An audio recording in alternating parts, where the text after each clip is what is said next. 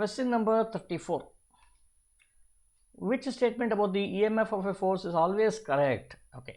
The EMF is the energy converted from electrical to other forms in the cell. This is definitely incorrect. It's not the energy, right?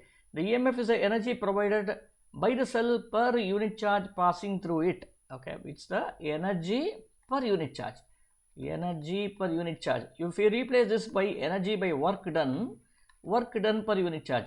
Now we know that potential difference W is equal to Q into V, or W work done is equal to Q into V. So therefore, in that aspect, definitely this is the right option.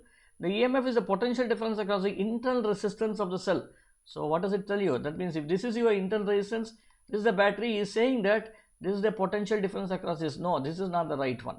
Okay, then the EMF is the potential difference across the terminals of the cell. What do you call this one as? Okay, when you have something like this, what do you call this one here? Okay, this is nothing but your terminal potential difference, right? But then where is the EMF here? This is your EMF here, right? Whenever we talk about terminal potential difference and EMF, what do? We write V is equal to E minus IR over here, right? Okay, so therefore, so this IR is this one. So this one is nothing but your IR. This term is your IR. This is nothing but E minus IR. Okay, so this is also incorrect. So all these are incorrect except this one. So B is the right answer.